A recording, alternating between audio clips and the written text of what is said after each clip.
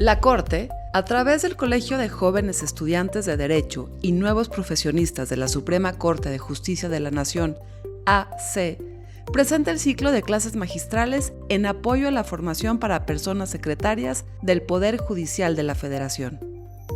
El tema de hoy es suspensión del acto reclamado, tipos, procedencia y requisitos, trámite, pruebas, efectos, con el juez Juan Pablo Gómez Fierro, titular del Juzgado Segundo de Distrito en materia administrativa, especializado en competencia económica, radiodifusión y telecomunicaciones. Es licenciado en Derecho de la Universidad Autónoma de San Luis Potosí. Obtuvo su maestría en Derecho Constitucional y Derechos Humanos Universidad Panamericana, UP. Se especializó en Derecho Público en la Escuela Libre de Derecho, ELD, en Derecho Fiscal en la UP, en Derecho Constitucional y Derecho Administrativo en la Universidad de Salamanca, España, y en la Secretaría de Juzgado de Distrito y Tribunal de Circuito en el Instituto de la Judicatura Federal. Hoy es doctorando en Derecho en la ELD. Ha participado en cursos, foros y seminarios con ponencias y disertaciones. Es coautor del libro Elaboración de proyectos de sentencia, amparo indirecto en materia administrativa y miembro de la Barra Mexicana Colegio de Abogados AC. Antes de ejercer como juez de distrito, 2015, fue oficial judicial, actuario y secretario de Juzgado Primero de Distrito en el estado de San Luis Potosí, secretario en el Segundo Tribunal Colegiado en materia administrativa del Primer Circuito, secretario de Estudio y Cuenta en la ponencia del ministro José Fernando Franco González Salas. Como juez, ha sido titular de 3 juzgados de distrito en la Ciudad de México, del 5º en materia administrativa, del 4º en materia administrativa y juez segundo en materia administrativa, especializado en competencia económica, radiofusión y telecomunicaciones.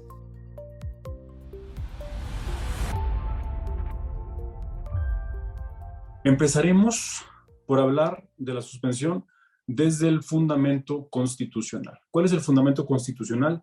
Es el artículo 107, fracción décima de la Constitución Política de los Estados Unidos Mexicanos. ¿Qué dice este artículo? Los actos reclamados en el juicio de amparo podrán ser objeto de suspensión. Es un primer esbozo. Podrán ser objeto de suspensión. Esta parte es relevante porque primero tendríamos que ver qué debemos entender por suspensión. Lo vamos a ver con mayor precisión, pero la suspensión en el juicio de amparo originalmente fue concebida como una medida cautelar que tenía efectos meramente paralizadores, es decir, que frente a un acto de autoridad que se fuera a ejecutar en perjuicio de algún particular, el juez de distrito podría eventualmente intervenir para paralizar los efectos que podría tener un acto reclamado en perjuicio de una persona. Entonces, a esta suspensión justamente tenía ese carácter como detener o diferir en el tiempo un determinado acto reclamado. Los efectos, como su nombre lo indican, eran meramente paralizadores. Hoy en día, conforme a la jurisprudencia de la Suprema Corte, conforme se ha ido desarrollando a lo largo de la doctrina jurisprudencial de la Corte, ya vemos que ha tenido un cambio importante donde los efectos ya no son meramente paralizadores, sino que en muchos casos pueden restablecer provisionalmente un derecho, es decir, tener efectos restitutorios provisionalmente en lo que se resuelve el fondo de la controversia. Lo veremos con mayor precisión, pero quiero detenerme aquí porque es un punto relevante. A esta medida cautelar la denominamos suspensión porque así lo dice el texto constitucional. A mí me parece que en realidad de lo que deberíamos de hablar es de los actos en el juicio de amparo podrán ser objeto de una medida cautelar. ¿Por qué? Porque la medida cautelar comprende no solamente aquellas medidas de paralización, sino también aquellas medidas de restitución provisional de derechos mientras se decide el fondo de una controversia. Entonces, me parece que incluso para darle mayor amplitud, deberíamos hablar de una medida mucho más integral y que desde la Constitución, porque pues las palabras tienen una fuerza específica, que desde la Constitución podamos nosotros establecer que los actos reclamados en el juicio de amparo podrán ser objeto de una medida cautelar. ¿De acuerdo? Dicho esto, ¿cuál es la finalidad de la suspensión del juicio de amparo? El juicio de amparo es un juicio, como todos lo sabemos, de protección de derechos humanos. Es decir, cualquier persona que se sienta agraviada por un acto de autoridad puede acudir ante un juez y demandar el amparo y protección de la justicia federal para que este acto se deje sin efectos y se le pueda restablecer en el goce del derecho que estima violado. Dicho esto, la medida cautelar, su finalidad principal es la de dotar de eficacia a la sentencia de amparo que se dicte. ¿Qué sucedería en muchos casos en los que no existiera una medida cautelar? Que una vez que se presenta la demanda, la autoridad está en aptitud de continuar ejecutando el acto reclamado, de ejecutarlo, lo que daría lugar a que en muchos casos el juicio de amparo pudiera quedar sin materia. Esto debido a que si no se paraliza el acto o si no se restablece provisionalmente un derecho, se habrán consumado irreparablemente las violaciones constitucionales y llegado el día de la sentencia, el dictado de la sentencia, que podría tardar meses, incluso en algunos casos puede tardar hasta más tiempo, pudiera eventualmente ya no tener eficacia esa sentencia. Y pudiera no tener eficacia precisamente porque el acto o ya produjo todos sus efectos, lo que lo haría consumado de manera irreparable, o porque eventualmente los efectos que produjo ya son de difícil o en muchos casos de imposible reparación. Entonces vemos que la suspensión tiene una connotación muy relevante dentro del juicio de amparo, precisamente porque permite que una sentencia pueda tener la eficacia suficiente para restablecer, esta es una finalidad primordial del juicio de amparo, en el goce del derecho violado. ¿Cuál derecho? Pues todos los derechos que están contenidos en la Constitución y en los tratados internacionales de derechos humanos, como lo ha establecido la Suprema Corte de Justicia de la Nación en la contradicción de tesis 293 de 2011, donde se estableció que el parámetro de regularidad constitucional se integra tanto por los derechos de fuente nacional que están reconocidos en el texto constitucional, como también por los derechos que están reconocidos en todos los tratados de derechos humanos que han sido suscritos por el Estado mexicano. Entonces tenemos que la suspensión en esos términos tiene una relevancia mayúscula dentro del juicio de amparo.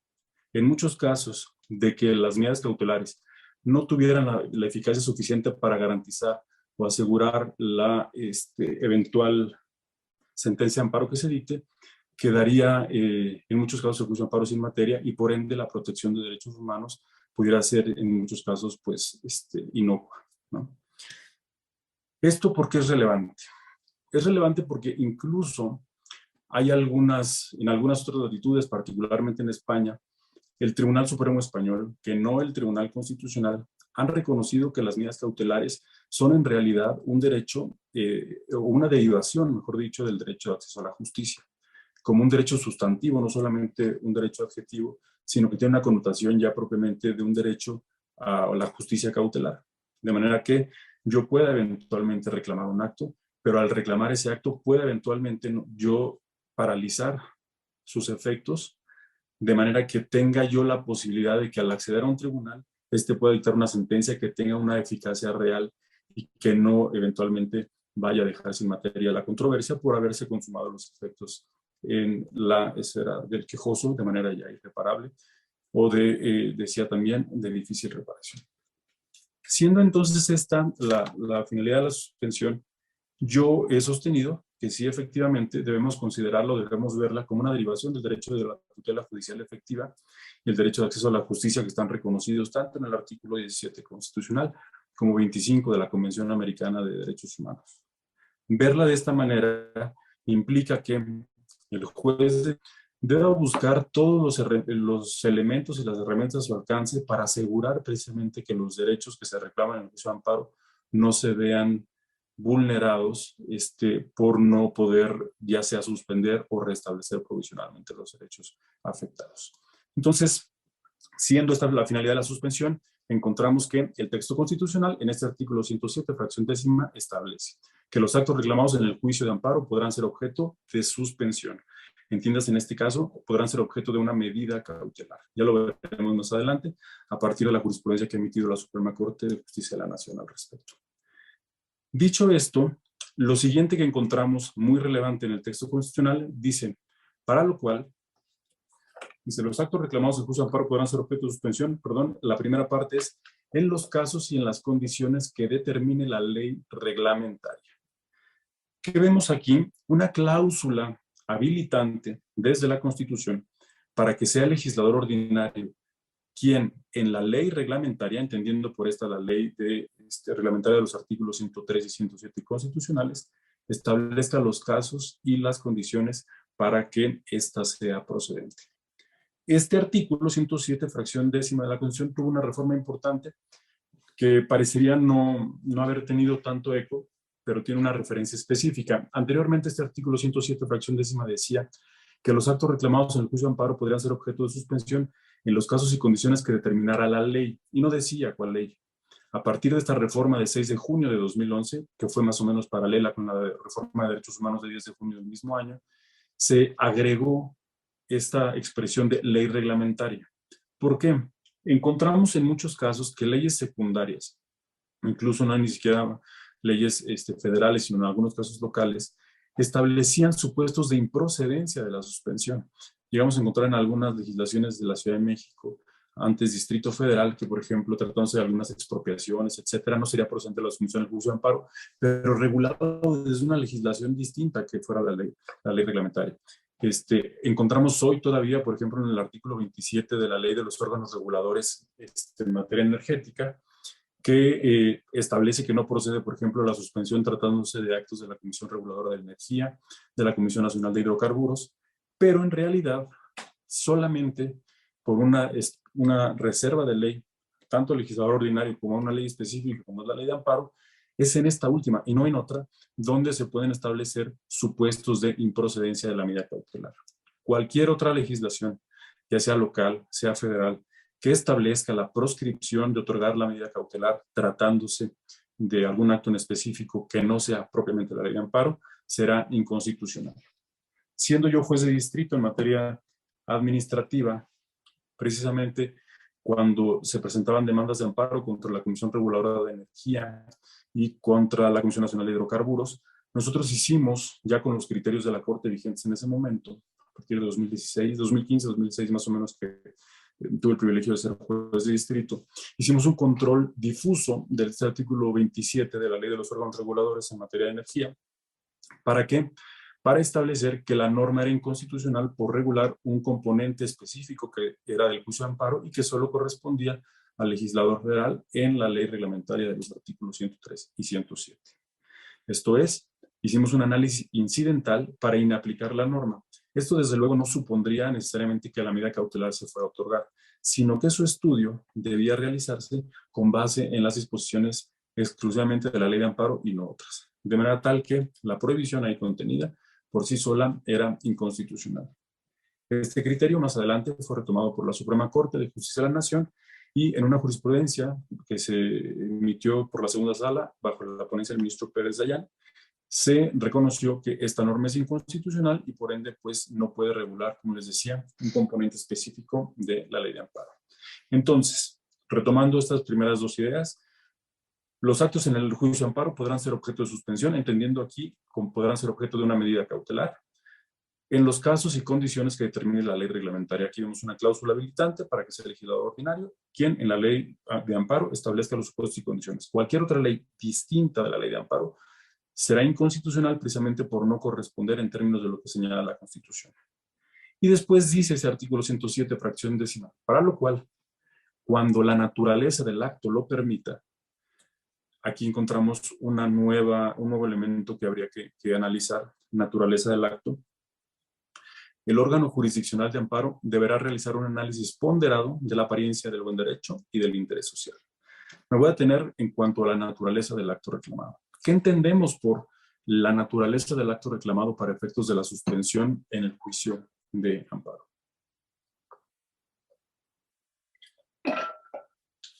Anteriormente, y a propósito de lo que les comentaba sobre lo que había escrito tanto Ricardo Couto como el ministro Gómora Pimentel sobre la suspensión, la naturaleza de los actos reclamados fue de suma relevancia para efectos de la procedencia de la suspensión, porque previamente a pronunciarnos sobre si un acto era o no susceptible de ser suspendido, entendiendo este diferimiento o esta paralización del acto, pues lo relevante era analizar cuál era propiamente la naturaleza del acto reclamado.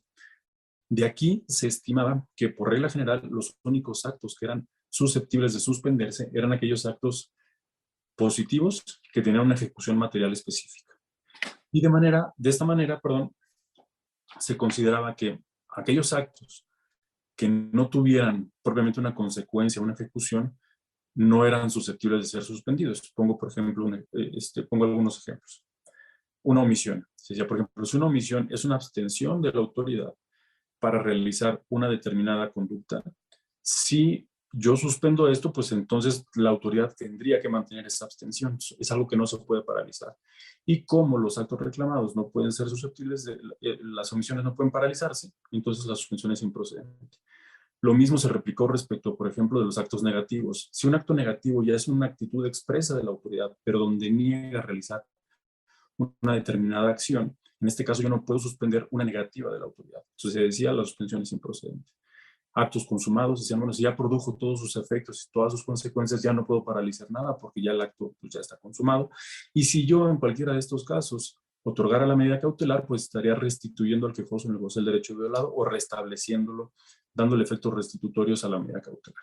Entonces, la tradición jurisprudencial, y particularmente desde la quinta hasta la novena época, tuvo justamente esta finalidad, paralizar, que fuera un acto meramente o una medida cautelar con efectos meramente paralizadores. Y si vamos a encontrar una amplia doctrina jurisprudencial en ese sentido, de que la naturaleza de los actos reclamados era muy relevante para efectos de determinar o no la procedencia de la medida cautelar. Cualquier acto que por su naturaleza no fuera susceptible de ser suspendido, tendría que justamente negarse la suspensión.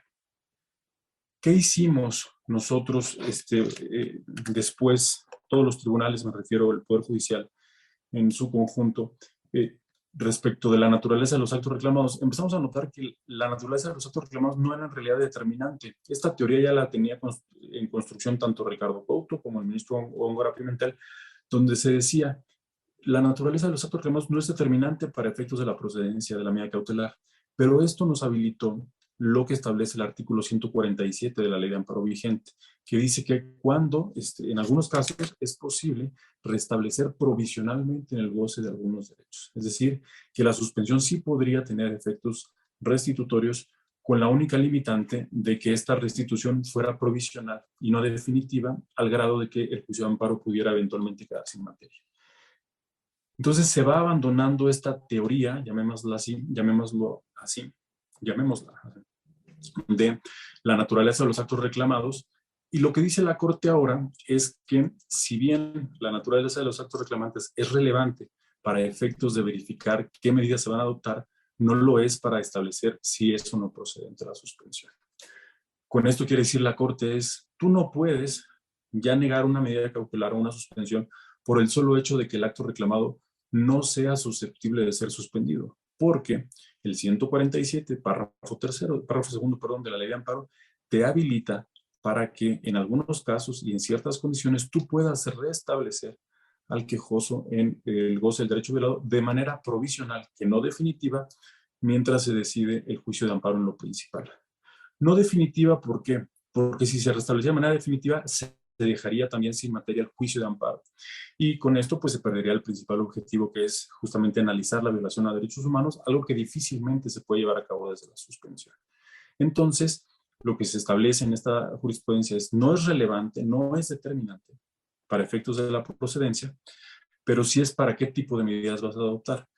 Pensemos en una omisión, por ejemplo, de dar respuesta a un derecho de petición. Yo pido la suspensión para que se dé respuesta.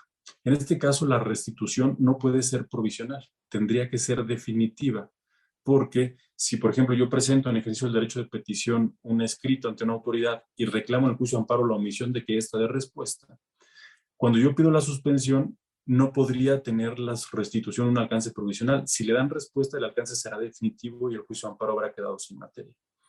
Entonces, en estos casos, la única limitante que tiene, de acuerdo con la jurisprudencia de la Corte, esta restitución es que sea provisional y no definitiva, al grado en que quede sin materia el juicio, ¿no? Hay algunos otros casos en los que sí la restitución puede ser provisional.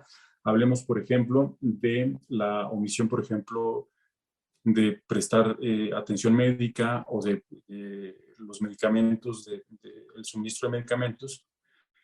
La sentencia de amparo, el otorgar la suspensión para que se otorguen estos medicamentos o se dé la atención médica necesaria, no necesariamente deja el juicio de amparo sin materia. ¿Por qué? Porque la sentencia de amparo reconocería el derecho a haber recibido los medicamentos o la atención médica durante la tramitación del juicio de amparo, pero además de que se pudiera hacer en lo subsecuente. No queda sin materia porque no agota todos los efectos del acto reclamado, sino solamente durante el juicio de amparo. Entonces, sería la principal distinción. ¿Quién emitió primero estos criterios? Fue la primera sala de la Suprema Corte de Justicia de la Nación. Al analizar, fíjense, esto es muy interesante, un caso de una contradicción de tesis donde el acto reclamado era el lanzamiento ya ejecutado de una sentencia. Y en este caso, ¿qué dice la primera sala? Si hay condiciones material y jurídicamente que permitan restablecer en el goce del derecho violado, llámese posesión o propiedad, es procedente otorgar la medida cautelar a pesar de que el lanzamiento que se reclama en el juicio de amparo ya se haya ejecutado. Esto de alguna manera pues viene a romper con este esquema que se había mantenido en el tiempo sobre la preponderancia o la preferencia de la naturaleza de los actos reclamados para efectos de determinar la procedencia de la medida cautelar. Más adelante, la propia sala, tratándose de omisiones, justamente reconoce este criterio. Nos dice la primera sala, ya hablando de omisiones, si bien la naturaleza de los actos es relevante para efectos de determinar qué medidas se van a adoptar, no lo debe ser para efectos de determinar si la medida cautelar es o no procedente. No es un requisito de procedencia, sino nos permitirá establecer si se puede o no justamente adoptar una medida cautelar con una naturaleza distinta a la paralización, justamente que será un efecto, la paralización entendiéndola como un efecto de detener las cosas en el tiempo, a una tutela anticipada, que es el restablecimiento de los derechos afectados mientras se decide el juicio de amparo en lo principal. Entonces, esta es precisamente una de las cuestiones más relevantes que ha resuelto la Suprema Corte recientemente, y precisamente durante este año la segunda sala de la Suprema Corte de Justicia de la Nación, en la contradicción de tesis 338 de 2022, hizo una interpretación similar. Dicen, la suspensión del juicio de amparo sí puede tener efectos restitutorios con la única condicionante de que estos sean provisionales y no definitivos, al grado en que dejen sin materia, agoten o justamente se sustituyan en la sentencia de fondo, ¿no? Esa es justamente como la idea principal que subyace. Tanto sobre este asunto en particular, que es los efectos restitutorios de la suspensión, he escrito 2 artículos, uno con las jurisprudencias de la primera sala que se emitieron durante la 10ª y 11ª época, y un reciente armonizándolo ya con la jurisprudencia de la segunda sala en la contradicción tesis 338 de 2022 bajo la ponencia del ministro Luis María Aguilar Morales, y donde ya los complementamos. Me parece a mí que las 2 salas son coincidentes en establecer que la naturaleza de los actos reclamados no es determinante para la procedencia de la medida cautelar, pero sí lo es para establecer qué tipo de medidas vamos a adoptar, ya sea de paralización, detener un acto, o medidas de tutela anticipada. ¿Cómo vamos a buscar dentro de este abanico de posibilidades herramientas que nos permitan restablecer provisionalmente un derecho? Dejo como una acotación, lo hago en el último artículo que escribí sobre este tema, pero me parece muy relevante que hay casos en los que el juicio de amparo, por una razón u otra, está destinado a quedar sin materia. ¿A qué me refiero con esto? De que si nosotros, por ejemplo, concedemos la suspensión con efectos restitutorios, podrían estos ser definitivos en algunos casos, pero de no concederla, también el juicio de amparo podría quedar sin materia. Supongamos, y a manera de ejemplo, lo hice en alguno de los artículos, en este último artículo que escribí, la suspensión para la realización de un evento público por parte de autoridades administrativas, y el evento va a tener, por ejemplo, lugar el día de mañana. Es algo que está de alguna manera condicionado a una temporalidad específica. El quejoso pide la suspensión para que se le permita llevar a cabo el evento bajo las medidas de seguridad, protección civil, etcétera, procedentes ordenadas por la autoridad administrativa, pero dice el quejoso, si tú no me concedes la suspensión para que yo pueda realizar ese evento el día de mañana, pues a mí ya no me va a servir de nada una sentencia de amparo en lo principal dentro de 3 meses, porque el evento ya va transcurrido. Entonces el juicio de amparo está destinado a quedar sin materia por las condiciones particulares de este acto reclamado. Pero también el juicio de amparo podría quedar sin materia si nosotros le concedemos la suspensión para que se realice el evento. Entonces, de una u otra forma, el juicio de amparo está en este caso destinado a quedar sin materia.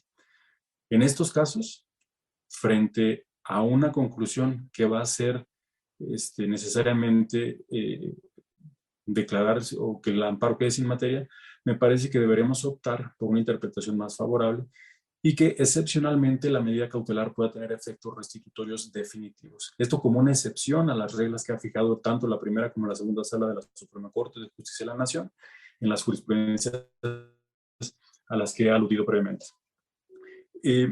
Es prácticamente buscar, en todo caso, como dentro de dos posibilidades donde necesariamente el juicio de amparo va a terminar con una conclusión, con la misma conclusión, aquella que pueda favorecer más el acceso a la justicia, y desde luego no quiere decir que el evento se lleve a cabo si es que no se tienen los permisos necesarios o las medidas de protección civil o de seguridad, siempre que se cumplan con estas, eventualmente que el actuar de la autoridad pudiera no ser arbitrario y que se pudiera eventualmente la medida cautelar erigir como un mecanismo para la protección de derechos fundamentales.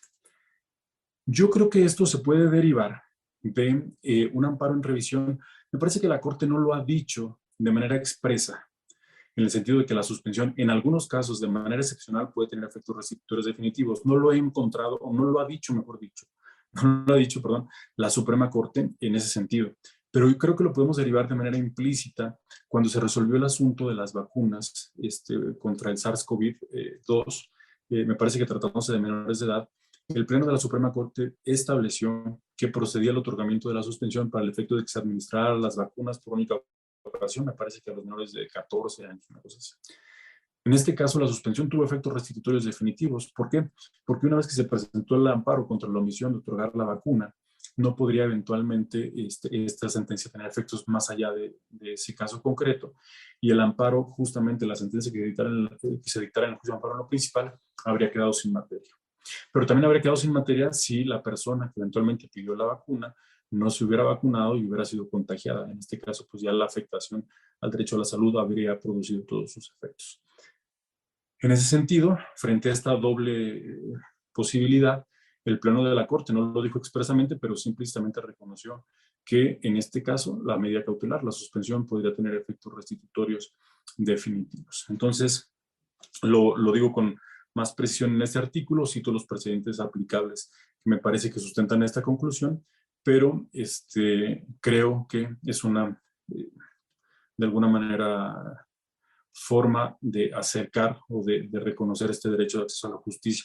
Y a manera de anécdota, platicándolo con algún amigo magistrado, me dice, pues prácticamente este tema de que el juicio de amparo quede sin materia, ya sea porque se otorga la suspensión o porque justamente no se va a poder dictar la sentencia porque habrá el acto reclamado producido todos sus efectos.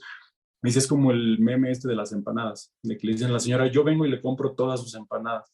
Y después ella dice, no, pero pues entonces después, ¿qué vendo? Decir que no es procedente una suspensión porque el juicio de amparo va a quedar sin materia podría parecerse un poquito a eso, decir, no, pero es que entonces voy a dejar sin materia el juicio. Sí, pero también va a haberse quedado sin materia porque ya el acto reclamado habrá producido efectos en el quejoso que no van a poder ser susceptibles de ser reparados. Entonces, frente a una disyuntiva de esta naturaleza, me parece que habría que optar, repito, por el otorgamiento de la suspensión. Y siguiendo en esta línea de análisis del artículo 107, fracción décima de la Constitución, voy a repetir las partes que hemos analizado hasta ahora. Los actos reclamados en el juicio de amparo podrán ser objeto de suspensión, entendiéndose, medida cautelar, en los casos y condiciones que determine la ley reglamentaria. Habilitación al legislador ordinario para que establezca los supuestos de procedencia, sí, únicamente en la ley de amparo. Para lo cual, cuando la naturaleza del acto lo permita, hablamos ya que la naturaleza no es un elemento de procedencia, sino solamente es un elemento que permite establecer qué tipo de medidas vamos a adoptar. Cuando la naturaleza del acto lo permita, el órgano jurisdiccional de amparo dice deberá realizar un análisis ponderado de la apariencia del buen derecho y del interés social. Me voy a detener un poco en esta parte porque es muy relevante. Aquí primero el texto constitucional utiliza el concepto o vocablo ponderación, ¿no? Y dice que la ponderación debe llevarse a cabo entre dos elementos. Uno está referido a la apariencia del buen derecho, lo vamos a analizar ahorita, y otro que está referido al interés social.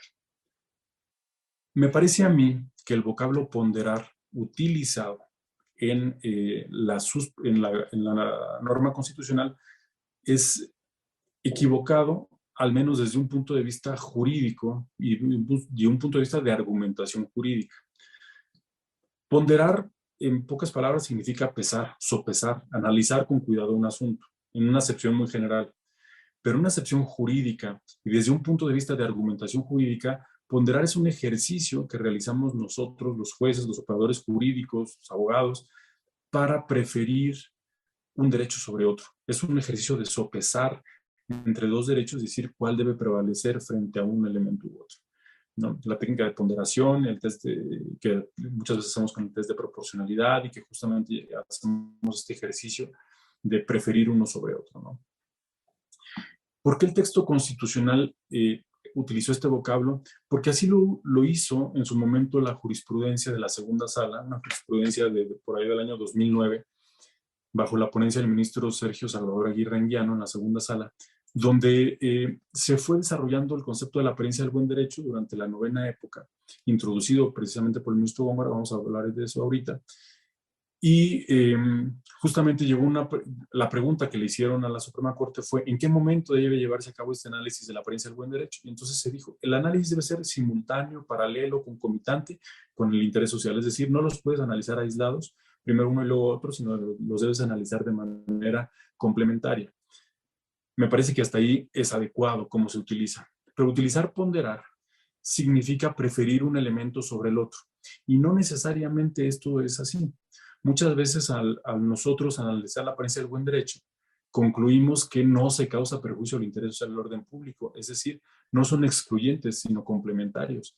En muchos casos, ahorita pondré algunos ejemplos, el análisis de la apariencia del buen derecho nos ha permitido precisamente decir que no hay una afectación al orden público, no hay una afectación al interés social, y eso precisamente da la pauta para este estudio paralelo, concomitante, entiéndase de esta manera, pero no necesariamente como un ejercicio de ponderación, que es el que realizamos cuando hablamos de argumentación jurídica y particularmente en la ponderación de derechos, donde necesariamente debe preferirse uno sobre el otro después de realizar un ejercicio precisamente de esta naturaleza. Pues bien, este es el primer elemento que me gustaría analizar, el término ponderar.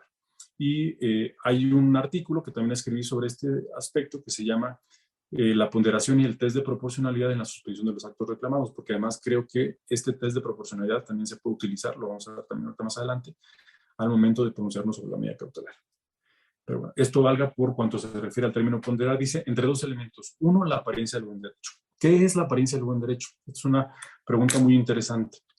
La apariencia del buen derecho proviene del derecho italiano particularmente, del derecho romano, lo encontramos algunos antecedentes, luego en las teorías y los tratados de las medidas cautelares de Carneluti y de Piero Calamandrei, incluso el propio Ricardo Couto en México en los 80 ya lo había analizado en el caso mexicano, tiene su principal acepción en esta corriente de derecho romano, que era conocido como el Fomus Boni Juris. ¿Qué es el Fomus Boni Juris? Es el humo del buen derecho, es decir, una percepción apenas visible de lo que podría ser la resolución de una controversia. El Fomus Boni Juris es el humo del buen derecho, la probabilidad de que en un juicio de amparo el quejoso pueda tener razón en cuanto a las pretensiones que aduce en este juicio.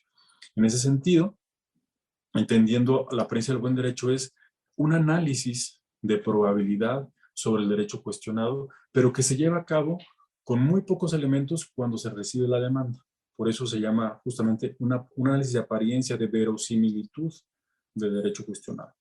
Nosotros hacemos un análisis desde que recibimos la demanda con los elementos que tenemos en ese momento y podemos conocer con algún grado de probabilidad cuál podría ser eventualmente el resultado de una determinada controversia. Entonces, es así que en el derecho romano, posteriormente en toda la teoría de medidas cautelares en la doctrina italiana, y luego ya en México, en los 80s y principios de los 90s, se introduce este elemento en la jurisprudencia mexicana. El primer antecedente lo vamos a encontrar en la jurisprudencia del Tercer Tribunal Colegiado en materia administrativa del primer circuito, bajo la ponencia del entonces magistrado Góngora Pimentel. Él, al analizar un caso de clausura ya ejecutada concluye que era posible hacer este análisis de verosimilitud del derecho cuestionado, es decir, hacer un análisis probabilístico desde la suspensión de la razón que podría eventualmente tener el quejoso al analizar, al plantear la inconstitucionalidad de un acto, y que eso sirviera de base para efectos de pronunciarnos sobre la medida cautelar.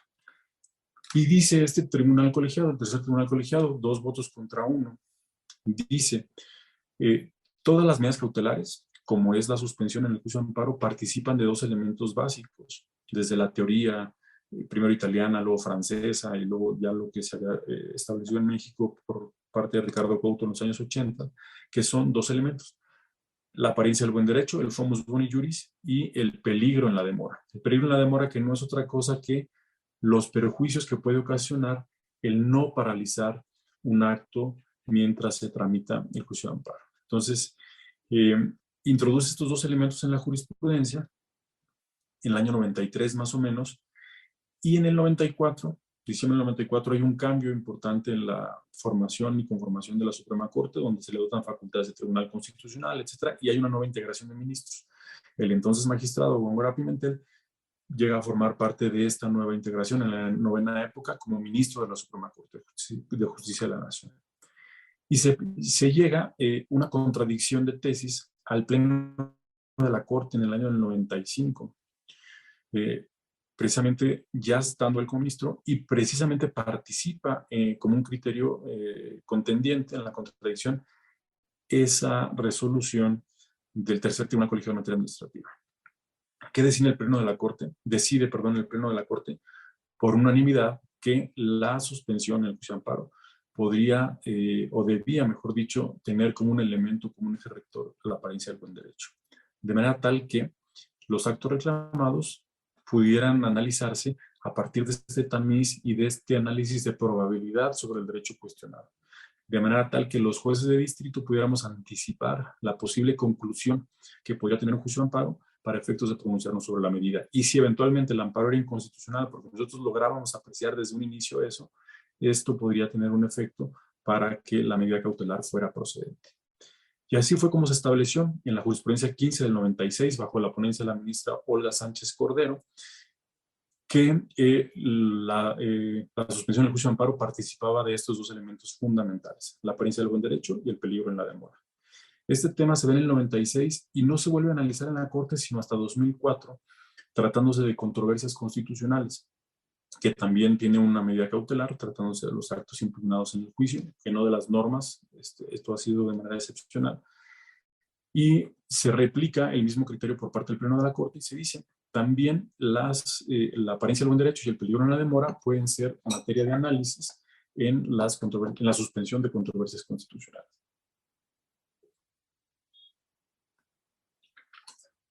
De ahí, el siguiente tema, vuelve a llegar a la Corte hasta 2009, bajo la ponencia del ministro Sergio Salvador Aguirre Anguiano, la jurisprudencia que les había comentado, donde la pregunta que le hacen a la Corte de los tribunales a partir precisamente de una contradicción de criterios es en el sentido de, ok, debemos nosotros analizar la apariencia del buen derecho, pero ¿en qué momento? Porque no estaba regulada en la legislación de amparo, ni siquiera en la Constitución. Era una figura que nació desde vía jurisprudencial y que posteriormente se materializó en la Constitución, pero no era propiamente una figura o una institución jurídica que estuviera regulada constitucional o legalmente.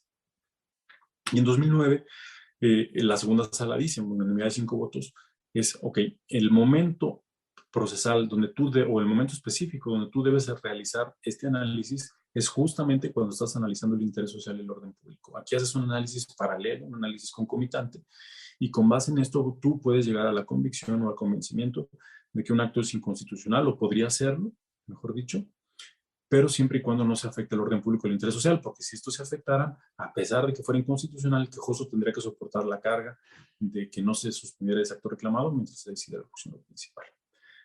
Y eso es en 2009. El siguiente tema que llega a la Corte es hasta el año 2014. En esta época me tocó participar como secretario de Estudio y Cuenta en la ponencia del ministro Fernando Franco. Y aquí la pregunta que llega también a partir de una contradicción de criterios es en el sentido de si la suspensión la apariencia del buen derecho podría aplicarse en sentido negativo al analizar la procedencia de la medida cautelar. Es decir, si nosotros vemos desde un inicio que el acto reclamado no es que sea inconstitucional, sino al contrario, que va a ser constitucional porque el quejoso no tiene razón, ese fuera un elemento determinante para negar en este caso la medida, ¿no? Me tocó elaborar el proyecto de resolución correspondiente, lo presenté a la propuesta primero del ministro Franco, posteriormente, una vez aprobado, a la de la sala, y la conclusión fue en sentido de que no, que la figura no se puede aplicar en sentido negativo. ¿Por qué? Porque de alguna manera la primera razón es que se vaciaría de contenido a toda la legislación de amparo que establece los supuestos de procedencia. Habrá muchos casos de actos reclamados que podrían ser constitucionales desde un inicio y que cumpliendo con los requisitos legales podrían paralizarse, incluso sujeto al otorgamiento de requisitos de eficacia como las garantías o contragarantías que están previstas en la ley. Pero de lo contrario, si decimos que solamente por la mera apreciación, en el sentido de que el acto puede ser constitucional, pues negaríamos la medida cautelar con ese solo argumento, vaciando de contenido todas las hipótesis de procedencia que están previstas tanto en la ley como en la Constitución, etc. Y vedando la posibilidad de que aun cuando un acto reclamado eventualmente pudiera ser constitucional, de lo que logremos apreciar al principio, porque eso solamente podrá producir un estudio de fondo, pues se vedaría la posibilidad precisamente de acceder a una medida cautelar, condicionada incluso al otorgamiento de una medida de efectividad, como lo he mencionado, en el sentido de otorgar una garantía o una contragarantía, garantizar los daños y perjuicios al fisco, a un tercero interesado, etc. Entonces, esta fue la conclusión propiamente a la que arribó la sala, ¿no? Y el tema como tal, pues decía, no afecta de manera desmedida y precisamente no se vuelve arbitrario, porque además también sucedería que si un juez, por ejemplo, al momento de dictar la medida cautelar, o de pronunciarse, mejor dicho, sobre la medida cautelar, la niega sobre la base de una apariencia del mal derecho, pues ya difícilmente podría desdecirse al momento de dictar la sentencia, ¿no? Tomando en consideración también que esta institución se hizo en beneficio de los justiciables y no en su perjuicio. Eso también no fue un elemento que se tomó en cuenta al emitir la jurisprudencia respectiva. Uno de los temas que me parece más relevante respecto de la apariencia del buen derecho es el de que no fue una figura, ya lo mencioné, pero ahorita lo voy a mencionar nuevamente ya con más precisión, que no fue un elemento que derivara propiamente de la norma constitucional o de la ley, sino que fue precisamente primero la doctrina mexicana, la doctrina italiana, etc. Luego la doctrina mexicana con Ricardo Couto, luego la jurisprudencia del Tribunal Colegiado, luego la jurisprudencia de la Corte y cómo fue desarrollándose a partir o cuál fue su desarrollo en la Suprema Corte, que se positivizó y se estableció ya a nivel constitucional. Es decir, a diferencia de lo que sucedería con una institución, por ejemplo, principalmente constitucional, donde la Constitución establece la figura y luego ya los jueces la van interpretando y la van precisamente ampliando, fijando límites y alcances, etc. Aquí fue al revés. Fue la jurisprudencia la que la introdujo y posteriormente el constituyente, en este caso el órgano reformador de la Constitución, cuando se pronuncia en 2011 o cuando se lleva a cabo la reforma de 2011 de 6 de junio, es precisamente donde lo introduce con base precisamente en la jurisprudencia que había sostenido la Suprema Corte. De hecho, la palabra ponderar se extrae de la ejecutoria de la segunda sala, donde se dice que el análisis debe ser paralelo, ahí mismo se dijo, debe ser un análisis ponderado entre la apariencia del buen derecho y el interés social, ¿no? Y bueno, pues vemos esta línea en el tiempo, años 80, doctrina mexicana con Ricardo Couto, en los 90 la jurisprudencia del colegiado, tercer colegio en materia administrativa del primer circuito, luego la jurisprudencia de la Suprema Corte, en principios del 2000-2004 con la jurisprudencia tratándose de controversias constitucionales, 2009 segunda sala, el análisis paralelo concomitante que debe llevarse a cabo, 2011 reforma constitucional, 6 de junio de 2011, 2014, la apariencia del buen derecho no puede aplicarse en sentido negativo, no puede ser la apariencia del mal derecho. Y finalmente, en el año 2022, el año pasado, el Pleno de la Corte analizó una nueva contradicción de criterios respecto de este último tema, porque hubo algún tribunal colegiado que dijo, la jurisprudencia de 2014 se estructuró sobre la base de la interpretación de la ley de amparo abrogada. Entonces ya no es aplicable y sí se puede aplicar la apariencia del mal derecho. Entonces, el Pleno de la Corte, al analizar en noviembre del año pasado esta jurisprudencia, lo que dice es, la jurisprudencia sigue estando vigente, no hubo un cambio sustancial en la ley de amparo, en términos del sexo transitorio debería estar vigente, y independientemente de eso, la apariencia del buen derecho no puede aplicarse en sentido negativo. Fue una unanimidad de 11 votos, y el criterio que prevalece hasta ahora es precisamente en ese sentido, de que tú no puedes utilizar la apariencia del buen derecho en sentido contrario, sino precisamente en beneficio de quien solicita la medida cautelar. Es cómo se va desarrollando. Y luego habla la Constitución del interés social. El interés social dice, debe realizar un análisis ponderado de la apariencia del buen derecho y del interés social. Es la única referencia que hace la Constitución. En la ley de amparo ya vemos como requisito no solamente al interés social, sino también al orden público. ¿Qué ha dicho la Corte respecto de estos dos elementos, orden público e interés social? La Corte ha dicho que son dos elementos o dos conceptos jurídicos indeterminados, es decir, que no se pueden definir de una vez y para siempre de qué significan. Y luego pasa a decir, y esto lo dice desde la octava época, me parece, se afecta al orden público, al interés social, cuando se priva a la colectividad de un beneficio o se le priva de un derecho que de otra manera no, se le priva, perdón, se le genera una afectación, perdón, que de otra manera no resentiría. O sea, lo mismo, nada. Es decir, se genera a la colectividad una afectación a un derecho o se le priva de un beneficio que de otra manera no resentiría. En realidad sigue siendo indeterminada la definición que da la Suprema Corte de Justicia de la Nación al respecto. Pero al ser dos conceptos jurídicos indeterminados, serán los jueces quienes caso por caso vayan estableciendo las razones motivadamente en cada una de sus resoluciones, a partir de las cuales se considera que se puede o no afectar al orden público y al interés social. Es decir, ¿por qué podríamos estimar que un determinado acto de paralizarlo o de restablecer un derecho podría justamente producir estas consecuencias? Esto, el que sean conceptos jurídicos indeterminados no quiere decir que sean un elemento arbitrario. En todos los casos el juez tendrá que motivar adecuadamente cuándo se pueden o no generar estas afectaciones, ¿no? Y vemos más adelante en el artículo 129 ya un listado enunciativo que no limitativo de los supuestos en los que el legislador ha considerado que se afecta al orden público y al interés social. Entonces, a partir de esta construcción legislativa, de esta narrativa también propia ya de los casos concretos que realicen los jueces y de la estructura que también le ha dado la Corte a estos conceptos, es que podemos en muchos casos llevar a cabo este análisis complementario, es como yo lo mencionaría, de la apariencia del buen derecho y el interés social. Decía yo respecto del uso del vocablo ponderar. ¿Por qué en mi concepto no es adecuado utilizar el vocablo ponderar? Porque en muchas ocasiones el análisis de la apariencia del buen derecho, este análisis de verosimilitud del derecho cuestionado, este análisis probabilístico de lo que podría suceder al momento de resolver un juicio, eventualmente nos puede llevar a la conclusión de que no se afecta al orden público y al interés social, que incluso se les puede beneficiar. Entonces no necesariamente chocan y tenemos que preferir uno sobre otro, sino que se complementan. Un ejemplo de esto, en mi opinión, fue el caso, por ejemplo, de la ley de la industria eléctrica. En este caso, nosotros advertimos desde que recibimos las primeras demandas de amparo que los actos reclamados en el juicio podrían tener un efecto adverso en dos principios constitucionales. Primero, el medio ambiente sano, y segundo, los principios a la competencia y libre concurrencia previstos en el artículo 28 constitucional. A partir de esto, nosotros dijimos, aquí hay una distorsión que se produce en los mercados al momento de privilegiar un agente económico estatal sobre los restantes agentes económicos que deben de participar dentro de un plano de igualdad. Y esta distorsión afecta primero al medio ambiente porque se prioriza el uso de algunas centrales eléctricas que son más contaminantes, produciendo un daño al medio ambiente.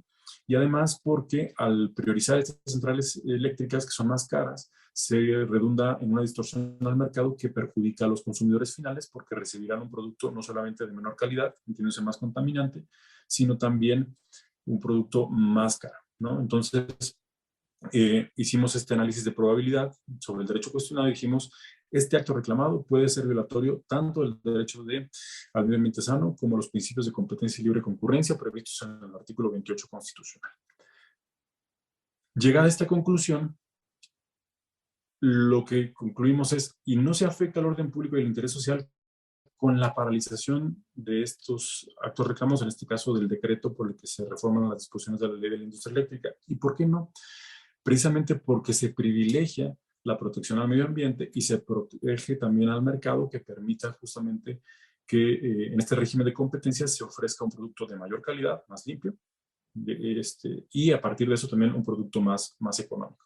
Entonces vemos un ejemplo claro donde la apariencia del buen derecho, la probabilidad de que un acto sea inconstitucional, no choca necesariamente con el orden público y el interés social. Se complementan y los dos permiten argumentar que en estos casos, o en casos como este, habría que otorgar la medida cautelar.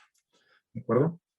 Entonces, por eso es mi objeción en cuanto al concepto ponderar, porque además no estamos ponderando derechos, estamos ponderando un elemento que es la probabilidad de que un acto sea inconstitucional.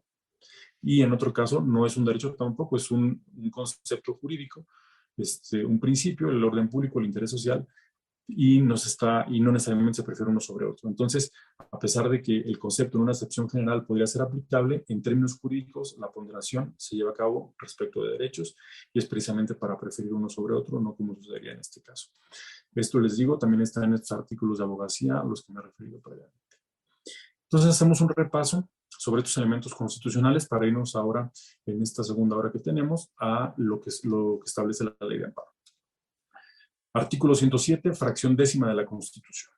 Los actos reclamados en el juicio de amparo podrán ser objeto de suspensión, entendiéndose medida cautelar, en casos y condiciones que determine la ley reglamentaria. No cualquier ley, tiene que ser la ley de amparo.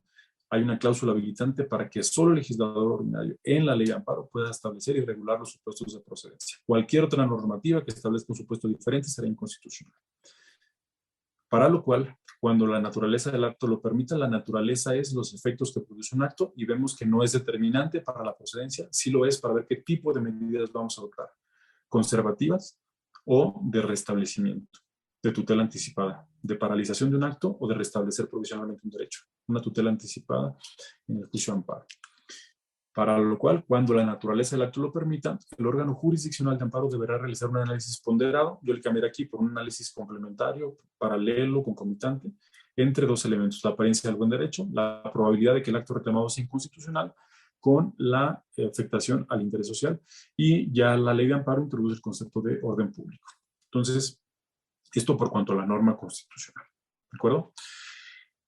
Con las preguntas que me hacen, voy a dejar, yo creo que un espacio al final, unos 15 minutos antes de las 7, para, si alcanzo a contestar todas, desde luego con mucho gusto las contestaré, y si no, en las que nos quedemos, o elegimos algunas de manera aleatoria, dependiendo de las preguntas que hay, ¿de acuerdo? Para no interrumpir el hilo de la charla. Y bueno, pues ya vemos, a partir de esta cláusula habilitante, del artículo 107, fracción décima, en el artículo 125 ya de la ley de amparo, propiamente en la regulación de la suspensión del juicio de amparo, encontramos que hay una primera clasificación respecto de la suspensión. Dice, la suspensión del juicio de amparo se decretará de oficio o a petición de parte. Es una primera distinción que encontramos. ¿Cómo podemos entender una y otra?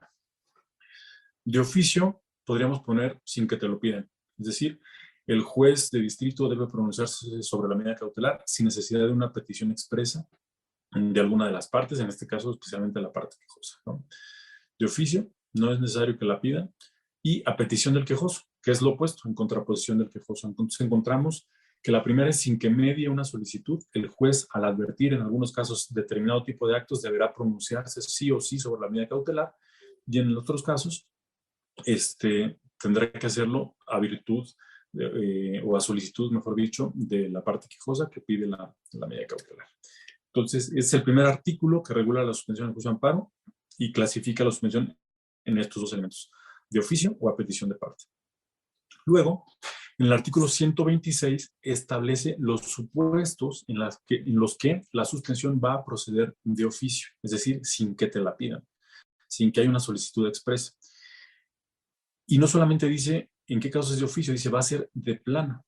De plano debemos entender que no requiere de un trámite adicional. No requerimos abrir un incidente, no necesitas admitir la demanda, no necesitas ser competente, no necesitas dar audiencia a las demás partes. De plano es que sin que le hayas tú dado la oportunidad a otra parte de que pueda eventualmente alegar o en la procedencia, tú te vas a pronunciar de plano, es decir, sin ningún trámite adicional. Y esto solamente se da frente a determinados supuestos. ¿Cuáles son estos supuestos? El artículo 126 establece un catálogo de los actos en los que la suspensión se procederá de oficio y de plano, de oficio sin que te lo pidan y de plano. Y dice este artículo 126, son los actos que importen privación de la vida, ataques a la libertad fuera de procedimiento judicial, fuera de procedimiento, cualquiera que sea, incomunicación, deportación o expulsión, proscripción o destierro, ojo con extradición, desaparición forzada de personas o cualquiera de los actos prohibidos por el artículo 22 constitucional, así como también la incorporación forzosa al ejército, armada o fuerza aérea mexicanas, ¿no? El 22 constitucional establece la tortura, los azotes, los palos, azotes, etcétera. Establece un catálogo también específico de actos que son penas inusitadas y trascendentales dentro de este mismo catálogo, ¿no? Y dice el artículo 126, cuando tú, juez de distrito, te encuentres frente a cualquiera de estos tipos de actos reclamados, tú deberás pronunciarte sobre la suspensión de oficio, sin que te lo pidan, y de plano, sin que medie ningún tipo de trámite. Que se trata de un delito de desaparición forzada de personas, en ese caso tú decretas las medidas necesarias para la conservación de la materia del juicio, para encontrar a las personas que se abusan desaparecidas, en los casos de incomunicación, entre otros, las suspensiones de oficio y de plano. Incluso de plano supondría que un juez que fuera incompetente, por ejemplo, por razón de materia, tuviera que pronunciarse sobre la suspensión previamente a que admitiera la demanda, o si fuera incompetente, por ejemplo, se suspende y manda la incompetencia. En muchos casos, si no es que en la mayoría, cuando se promueven este tipo de demandas, no lo hace personalmente el quejoso, precisamente porque está imposibilitado materialmente para hacerlo, lo hace una tercera persona. Incluso en estos casos la propia ley habilita hasta que se pueda hacer un menor de edad, que pueda hacer por comparecencia, debido a la trascendencia específica que tendría la consumación de cualquiera de este tipo de actos reclamados. Entonces, en estos supuestos, lo que dice la ley es precisamente que será de oficio y de plano. Y este trámite, digamos que es excepcional, no se abre un incidente por prueba separada, se lleva a cabo dentro del propio expediente principal y precisamente el otorgamiento de la medida cautelar no está sujeto a ninguna condición, sino al tipo de acto reclamado de que se trate.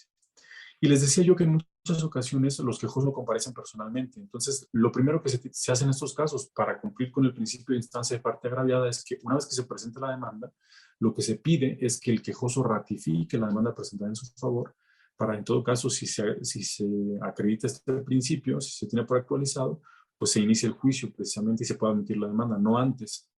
Entonces, independientemente de la decisión que vaya a adoptar el juez, en este caso ya sea porque es incompetente por razón territorio o materia, ya sea porque va a requerir al quejoso y no puede admitir todavía la demanda, ya sea porque tiene que requerir la aclaración o el cumplimiento de algunos requisitos, independientemente de eso, lo primero que tiene que hacer es suspender de oficio sin que se lo pidan y de plano el acto reclamado para después emitir cualquier pronunciamiento en relación con el trámite según corresponda. ¿De acuerdo? Eso es lo que establece el artículo 126. Luego encontramos en el artículo 127 que dice, la suspensión se decretará de oficio, nuevamente sin que te lo pidan, pero dice, se tramitará como si lo pidiera la parte quejosa en dos supuestos. Uno, extradición. Y dos, dice, cualquier acto que de llegar a materializarse haría imposible restituir al quejoso en el goce del derecho legal. Luego hace una acotación similar tratándose de núcleos de población ejidal o comunal, donde también debería proceder la suspensión de oficio, pero lo condiciona a que se tramite como si fuera petición de parte. ¿Qué es esto? Pues que sea de oficio, sin que se lo pidan al juez, pero que se abra un incidente de suspensión. Yo estoy, digámoslo así, como en contra de este artículo. En términos generales lo inaplicado en las medidas cautelares que he decretado, y he notado que la mayoría de los jueces de distrito en materia administrativa también lo han hecho así, porque el artículo como tal no guarda una congruencia específica con el trámite del juicio de amparo. ¿A qué me refiero con esto? Primero, el artículo 127 en la fracción primera dice, se considerará de oficio y se tramitará como si lo pidiera la parte quejosa en dos supuestos. El primero dice extradición. Hace ratito cuando leía el 126 les dije, ojo, extradición. vemos que tanto en el artículo 126 como en el artículo 127 se establece la extradición como un acto reclamado, solo que en el 126 dice que será de oficio y de plano, y en el 127 dice que será de oficio y se tramitará como si lo pidiera la parte quejosa. Encontramos aquí una antinomia, porque frente a un mismo acto reclamado hay una regulación diferenciada. Una es de oficio y de plano, y en otro caso es de oficio, pero como si lo pidiera la parte quejosa en un incidente de suspensión, sujeto a las mismas reglas que regirían el otorgamiento de la medida cautelar. Aquí me parece que haciendo una aplicación más favorable de la norma a la persona, debería aplicarse el artículo 126. Esto ha tenido interpretaciones diferenciadas. Hay algunos tribunales que dicen que el 126 se refiere a la ejecución propiamente de la extradición, mientras que el 127 se refiere a la orden. Entonces hay algunas diferencias. En los juzgados administrativos, la mayoría de los jueces llegamos a considerar que frente a este tipo de actos, además éramos incompetentes, era competencia en materia penal, debía regir la regla del 126. Pero también el 127, fracción segunda, dice que procede de oficio y se tramitará como si lo pidiera la parte quejosa. Contra cualquier acto que de llegar a ejecutarse, haya imposible restituir al quejoso el goce del derecho violado. ¿Qué características comparten estos actos? ¿O qué características tienen estos actos? Pues las mismas del 126. Todos los del 126, de llegar a materializarse, harían imposible restituir al quejoso el goce del derecho violado. Cuando fui juez de distrito en materia administrativa, teníamos, por ejemplo, los arrestos administrativos por conducir con aliento alcohólico. Y en estos casos, este tipo de actos no están previstos ni regulados en el artículo 126, como tampoco, por ejemplo, la omisión de prestar atención médica o la omisión de proporcionar vacunas, entre otro tipo de... No están previstos expresamente, pero comparten una nota común. Cualquier tipo de acto del 126, al igual que los del 127 fracción segunda, de no suspenderse, haría imposible restituir al quejoso en el goce del derecho violado. Ahora bien, igual en los del 127, fracción segunda, la mayoría de las ocasiones no es el quejoso quien personalmente comparece a pedir la medida cautelar, sino que quien la pide es una tercera persona. Entonces, en esos casos, normalmente siempre requerimos a la parte quejosa para que ratifique la demanda. Pero procesalmente, este artículo 127, fracción segunda, es contradictorio. ¿Por qué? Porque te obliga a abrir un incidente de suspensión cuando en muchos casos ni siquiera has admitido la demanda. Y no la has admitido porque mandaste requerir al quejoso para que te ratifique la demanda de amparo. Entonces, el quejoso, tú lo requieres. En casos de alcoholímetro, por ejemplo, recibimos la demanda, cualquier persona, incluso las personas que están allá afuera del centro de detenciones, denominados coyotes, les presentan la demanda sin que ellos lo pidan, ¿no? Llegan las demandas al juzgado de distrito y nosotros no las admitimos de una vez, en automático, sino que tenemos que requerirlo a través del actuario para que manifieste si desea o no ratificar la demanda que presentaron en su favor. En estos casos, por ejemplo, en muchas ocasiones los que están en el centro de detenciones prefieren quedarse porque saben que afuera están los coyotes y les van a cobrar 5,000 pesos por el amparo. Dicen, no, pues de los 5,000 pues que no tengo, prefiero mejor quedarme aquí el arresto de 20 horas y ya pues me iré mañana, ¿no? Y si no se actualiza, si nosotros lo tramitáramos, como lo dice el 127 fracción segunda, abriríamos un incidente en un juicio de amparo que todavía no admitimos. Un juicio de amparo que todavía está pendiente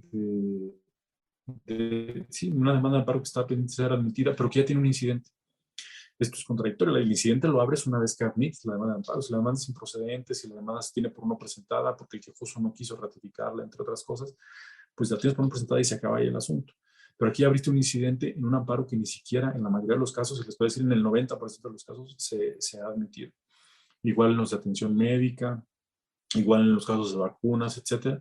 Además de que el trámite previsto en 126 es pues mucho más ejecutivo, es mucho más ágil y permite precisamente tener por acreditado un principio básico como es la instancia de parte agraviada, o el principio de instancia de parte agraviada satisfecho previamente abrir un incidente de suspensión.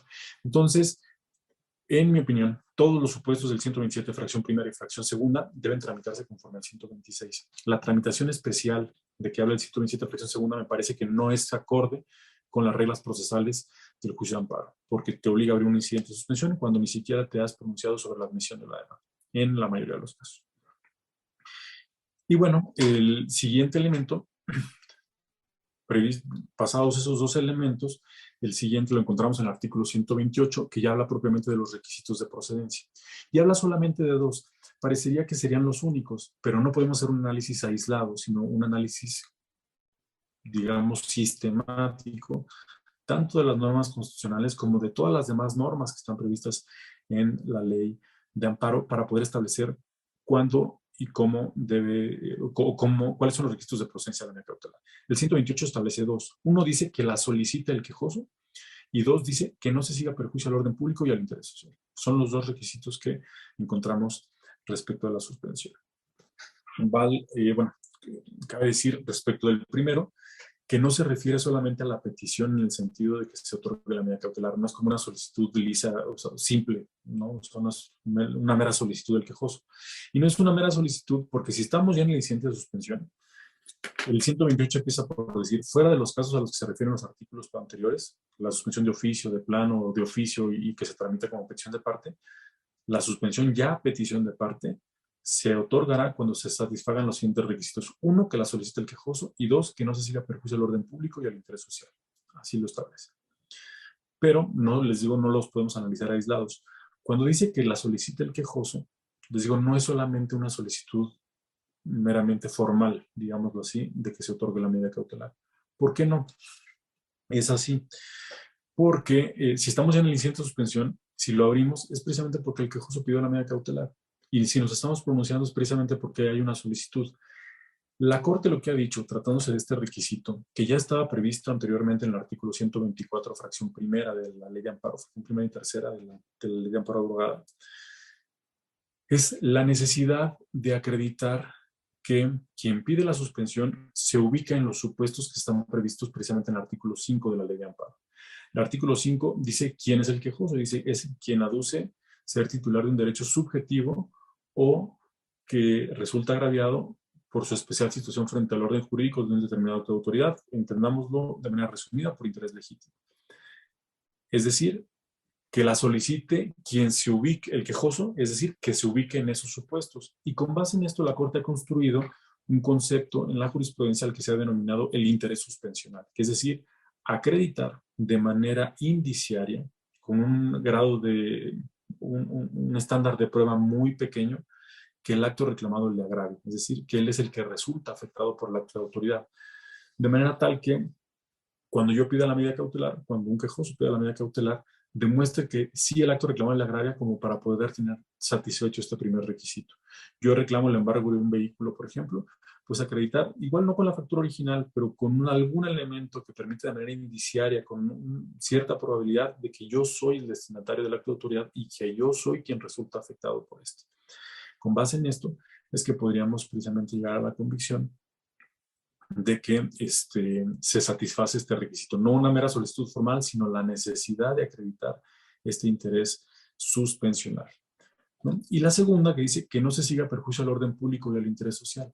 Pero vemos que la Constitución nos habla de que cuando la naturaleza del acto lo permita, el órgano jurisdiccional de amparo deberá realizar un análisis ponderado, concomitante, paralelo, de la apariencia del buen derecho y del interés social. Entonces, la afectación al orden público y al interés social, aquí me parece que deberíamos entrelazarla con el estudio de la apariencia del buen derecho.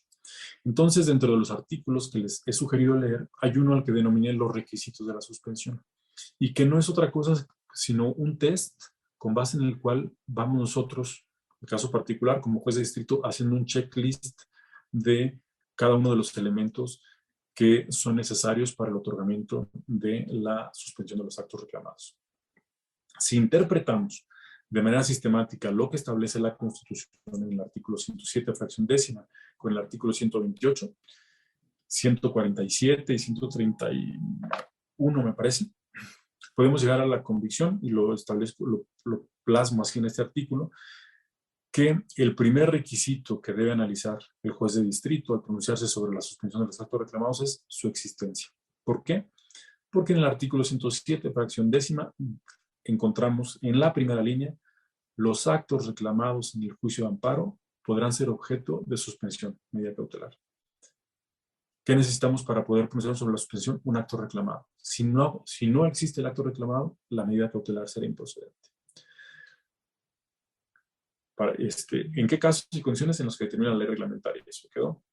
Para lo cual, cuando la naturaleza del acto lo permita. Yo siempre pongo aquí como segundo elemento, que no requisito de procedencia, naturaleza del acto reclamado. ¿Existe el acto reclamado? ¿Qué naturaleza tiene?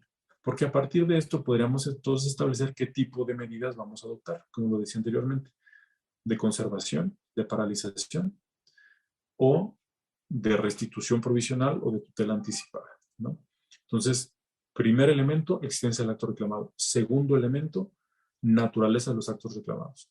Tercer elemento, la apariencia del buen derecho con el estudio paralelo a la afectación al orden público y al interés social. Este análisis paralelo, concomitante de estos dos elementos como un tercer requisito, ¿no? Y como un cuarto requisito, tendríamos lo que hemos conocido ya como medidas de efectividad, que es precisamente en muchos casos cuando la medida cautelar, una vez que se satisfacen estos requisitos de procedencia, bueno, perdón, me faltó aquí uno, sería existencia del acto reclamado, derivado de lo que establece el 107 fracción décima. 2, naturaleza de los actos reclamados. 3, el interés suspensional, derivado de lo que establece el artículo 128 fracción primera. Y 4, es precisamente el análisis paralelo de la apariencia del buen derecho con el orden público y el interés social. Y como quinto requisito, ya no de procedencia, sino de eficacia, que es en aquellos casos en los que la suspensión puede ocasionar un daño o perjuicio a un tercero o eventualmente se requiere garantizar el interés fiscal, habría que condicionar la exhibición de una garantía para que la medida cautelar siga surtiendo sus efectos. Ahorita ya me voy a tener en cuenta el trámite. Pero este es como propiamente el test que nosotros analizamos al momento de pronunciarnos sobre la medida cautelar. Y vamos analizando elemento por elemento con base en lo que les he venido explicando hasta ahora, y a partir de lo cual, si se cumple cada uno de estos elementos, podemos llegar a la convicción de que es procedente el otorgamiento de la medida cautelar, y luego ya fijaremos estos otros elementos de efectividad, como las garantías, o condicionarla a algún otro elemento para que pueda surtir efectos la medida. ¿De acuerdo? Bien. Entonces vimos norma constitucional y ley.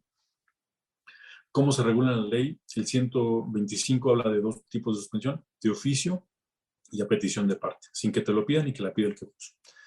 125. 126 habla de oficio y de plano, ya vimos cuáles son los requisitos. 127 habla de oficio y como si se tramitara por petición de la parte quejosa, tratándose de extradición y de cualquier otro acto que de llegar a ejecutar sería imposible restituir al quejoso en goce del derecho violado. En mi opinión, los supuestos del 127 deberían tramitarse conforme al 126.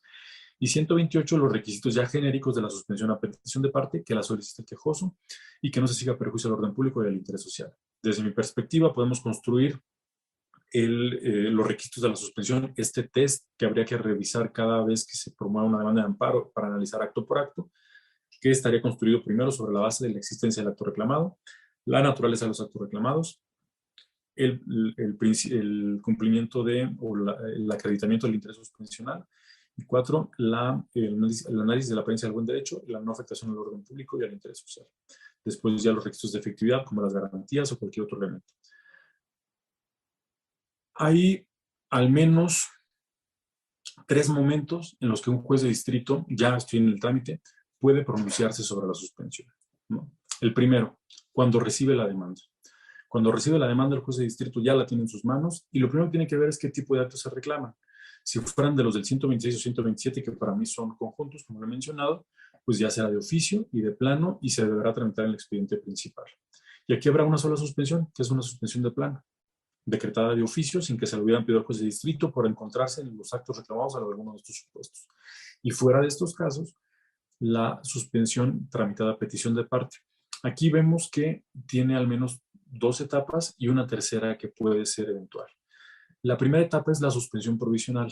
Dentro de las 24 horas siguientes a que el juez de distrito reciba la demanda, con los elementos que tiene a su alcance, que son muy pocos porque son prácticamente los que ofrece el quejoso cuando presenta la demanda, con esos elementos debe realizar un pronunciamiento sobre la procedencia de la medida cautelar. Y cuando hace este pronunciamiento, precisamente es provisional porque no ha tenido la oportunidad de emplazar a la autoridad responsable, de darle vista al tercero interesado y que puedan ellos eventualmente también alegar en favor o no de la procedencia de la medida cautelar. Por eso se llama una suspensión provisional. Y son muy pocos elementos porque pues tenemos solamente las manifestaciones del quejoso que están en la demanda de amparo y solamente las pruebas que el quejoso acompañó en su demanda. No tenemos más.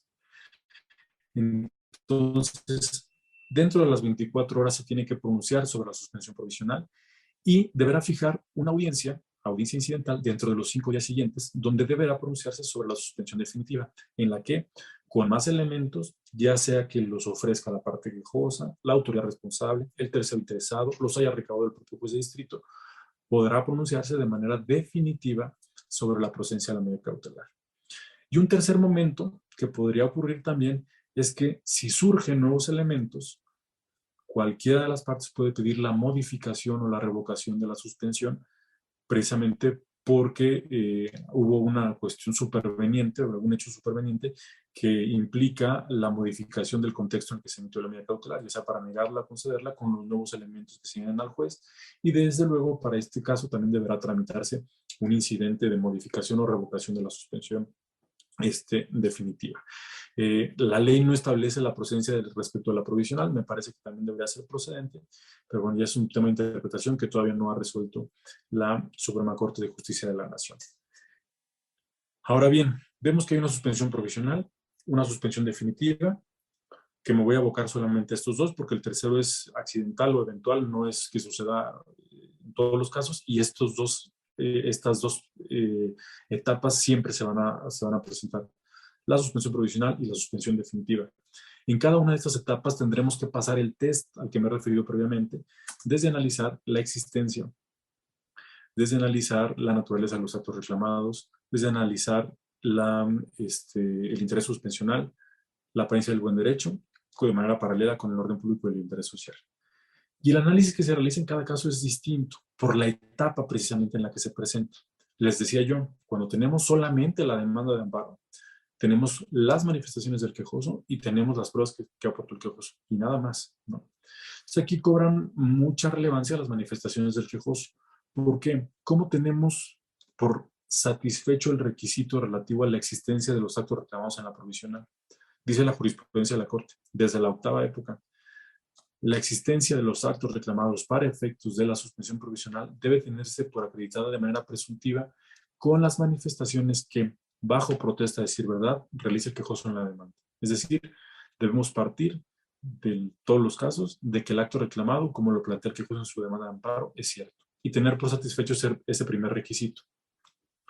No va a suceder lo mismo en la definitiva. Ya no va a estar esta presunción, porque cuando el juez de distrito se pronuncia por la suspensión provisional, lo primero que hace es requerir a la autoridad responsable para que le remita un informe previo, no el justificado con todos los elementos, sino previo, con dos cosas, una obligatoria y una potestativa. La obligatoria es solamente que la autoridad se pronuncie sobre si los actos reclamados son o no ciertos. Es lo único que tiene que hacer. Y podrá, si así lo estima necesario, realizar manifestaciones sobre la procedencia o no de la medida cautelar. Así lo establece la ley, y podrá acompañar también pruebas, ¿no? Pero a lo que está obligada la autoridad es solamente decir si son o no ciertos los actos reclamados. Para la provisional te lo vamos a tener por satisfecho con las manifestaciones que están en tu demanda. Pero ya para la definitiva ya tendrás que tener más elementos. Es decir, dentro de esos 5 días el quejoso podrá acompañar pruebas para acreditar la existencia. La autoridad deberá rendir un informe donde deberá decir si son o no ciertos los actos reclamados, y a partir de ahí el juez va a llegar a la convicción de si el acto reclamado es o no cierto. Si no fuera cierto, pues se niega la medida cautelar porque no hay materia sobre la cual se pueda decretar la medida y se niega, ¿no? Entonces, primer requisito. Segundo requisito, naturaleza de los actos reclamados. Esta normalmente no va a cambiar. No va a cambiar porque el acto reclamado, como se presenta desde la demanda de amparo y el pronunciamiento que se hace en las 24 horas, será el mismo que se lleve a cabo en la mayoría de los casos, salvo alguna modificación en la precisión de los actos reclamados, el que se haga ya en la suspensión definitiva. De manera tal que si, por ejemplo, es una orden de lanzamiento, pues es un acto que ya está consumado, pues conforme a su naturaleza no puede ser paralizado, pero sí, conforme a la jurisprudencia de la Corte, puede ser restablecido el quejoso en el goce y disfrute del bien mientras se resuelve el juicio de amparo, siempre que sea material y jurídicamente posible, de acuerdo con la jurisprudencia de la Corte. Aquí no hay un cambio sustancial. Tercer elemento, el interés suspensional. En muchos casos sucedía que, por ejemplo, el quejoso presentaba una demanda de amparo reclamando un determinado acto, pero no exhibía alguna prueba, por mínima que fuera, que acreditara que indiciariamente el acto reclamado le agraviaba. Yo lo que buscaba hacer, al menos como juez de distrito en materia administrativa, aquí no me han pasado tanto, era si no estaba satisfecho ese requisito desde la provisional, prefería negarle la medida cautelar desde ese momento por no estar satisfecho el acreditamiento del interés suspensional, para que tuviera dentro de este margen de 5 días en los que celebrar la definitiva la oportunidad de ofrecer las pruebas necesarias para tener por demostrada esta afectación.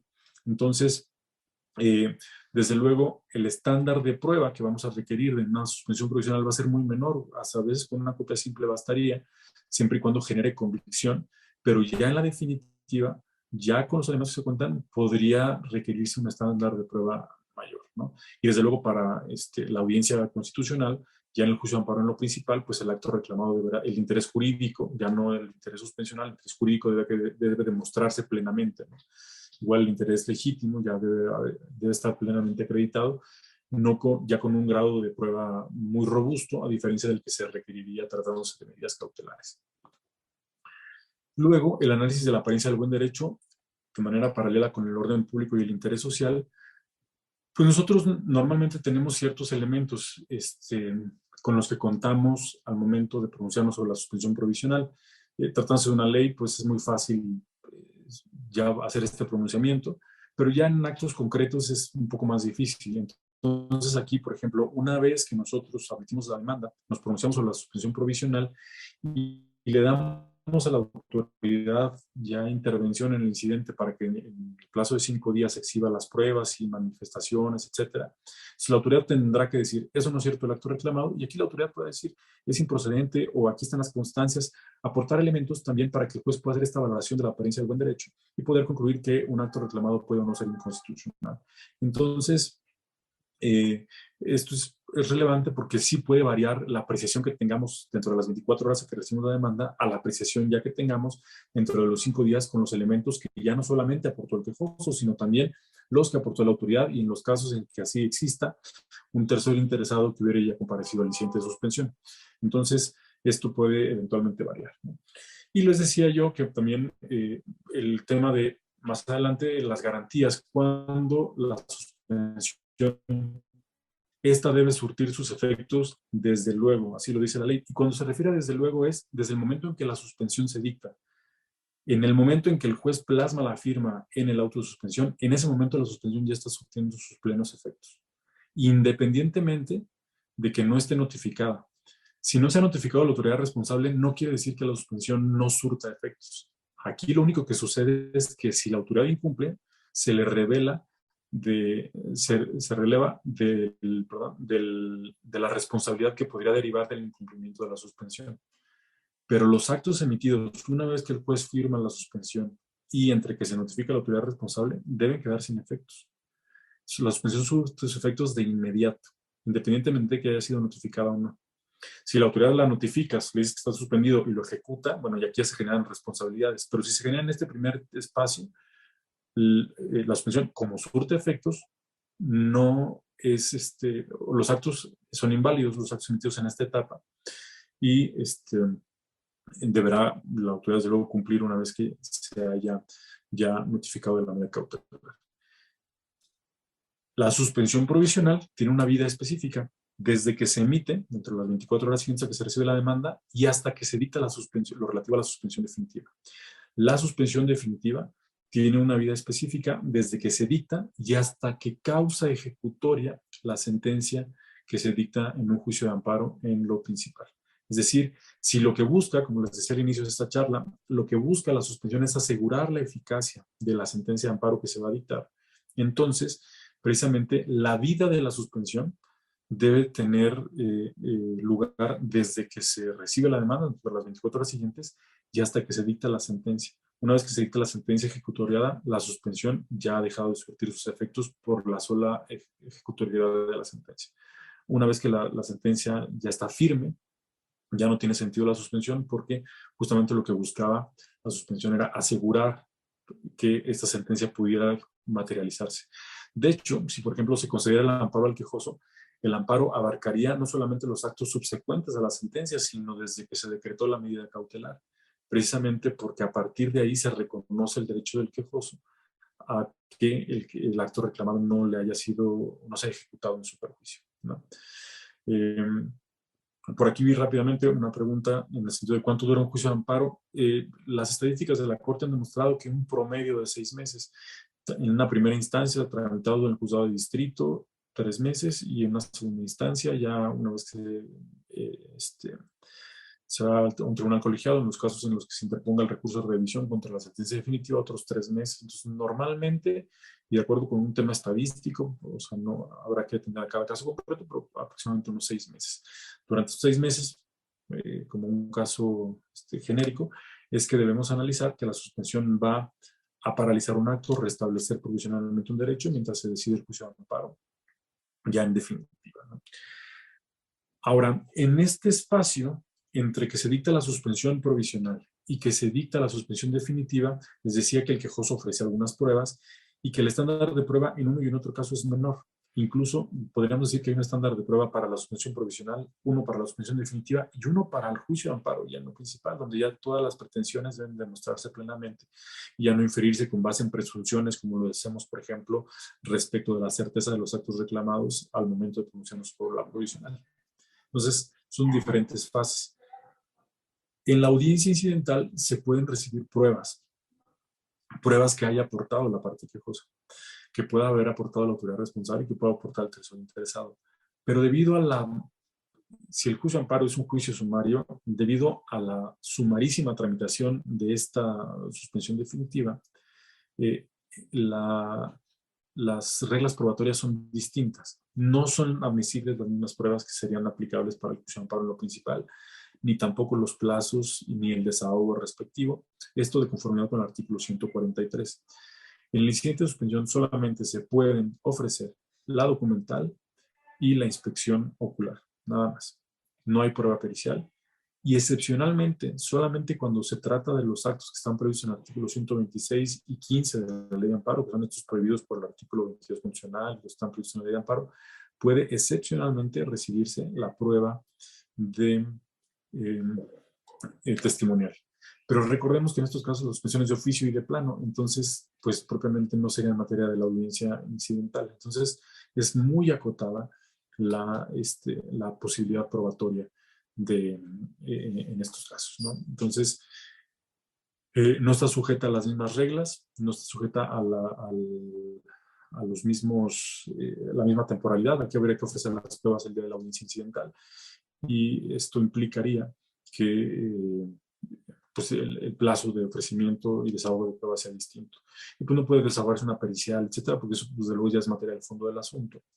Y pues sería desde luego contrario a la naturaleza del incidente de suspensión el desahogo de pruebas ya tan especializadas y que además pues sí rompen con el objeto de la suspensión de que sea muy sumario y que sea muy ágil la tramitación de esta incidencia. De hecho, recientemente la Suprema Corte de Justicia de la Nación resolvió una contradicción de criterios en el sentido de que si se podían objetar documentos de falsos, las documentales, el incidente de suspensión. Esto tiene mucho sentido. En algunos casos llegó a suceder que tratándose de clausuras administrativas por las autoridades de la Ciudad de México, muchas veces los quejosos llegaron a pedir la suspensión ofreciendo permisos de funcionamiento falsos. Y el juez de distrito en esos momentos no tenía elementos, hablando hace 10, 15 años, me tocó verlo todavía como secretario, no tenía elementos pues para pronunciar sobre la falsedad o veracidad de un determinado documento. Recientemente la Corte dijo, sí se pueden tramitar estos incidentes, pero eso no implica que tú puedas diferir la celebración de la audiencia incidental. Tú tramita el incidente y si derivado del incidente surge alguna cuestión de que un documento efectivamente sea falso, pues podrás en este caso modificar el contexto en el que se emitió la suspensión. Puedas más adelante modificarlo o revocarla en un incidente respectivo, tramitado de oficio o a petición de parte. Pero fuera de este caso excepcional, la verdad es que las digamos, reglas probatorias son mucho más acotadas y también la posibilidad de probar es mucho más, más reducida en el incidente de suspensión. Pues bien, esto por cuanto al trámite, tenemos una suspensión provisional, una suspensión definitiva y eventualmente tenemos un incidente de modificación o revocación a la suspensión en los casos en los que aparecen elementos o pruebas supervenientes que permiten modificar o que cambian el contexto en el que se dictó la medida cautelar y que no tuvo a la vista el juez en su momento. Como vemos, los temas de suspensión no son temas que se resuelvan de manera definitiva, que pueden ir variando de acuerdo con el contexto, cómo se va desarrollando el juicio. Precisamente esta flexibilidad en la toma de decisiones en la suspensión obedece a la naturaleza propia de una medida cautelar, que su principal finalidad, les decía yo, es asegurar la eficacia de una sentencia de amparo y que podría eventualmente modificarse las condiciones conforme va tramitándose el juicio de amparo. Dicho esto, les decía sus efectos. Desde luego, la provisional tiene vida hasta que dura la definitiva hasta que dura el juicio de amparo, y en lo principal, es decir, hasta que causa ejecutoria la sentencia de amparo que se dicta en el juicio de amparo. Las posibilidades probatorias son estas, y ya los efectos propiamente de la medida cautelar los deberá fijar el juez de distrito caso por caso, ¿con base en qué? En lo que analizamos previamente, que es la naturaleza de los actos reclamados. Aquí el juez de distrito podrá establecer si, a partir de la naturaleza, las medidas tendrán que ser de conservación, de paralización, de detener y diferir provisionalmente la ejecución de un acto reclamado, o si eventualmente la suspensión tendrá un efecto de restablecer provisionalmente al quejoso en el goce del derecho violado, es decir, que tenga efectos restitutorios provisionales.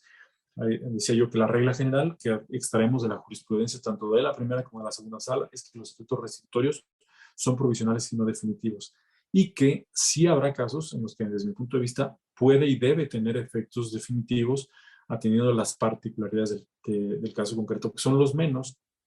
Les decía yo que vi en la jurisprudencia de la Corte el caso de las vacunas. Como juez de distrito me han tocado muy pocos.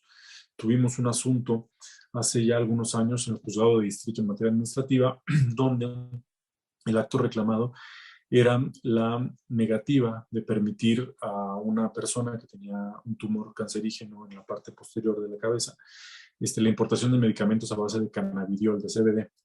Todavía cuando la Ley General de Salud prohibía para efectos médicos el uso del CBD. Se presentó una solicitud ante la Comisión Federal de Protección de Riesgos Sanitarios y la negó sobre la base de que la ley prohibía cualquier uso de medicamentos a base de cannabidiol. No había todavía alguna legislación al respecto. Les estoy hablando casi de 2015.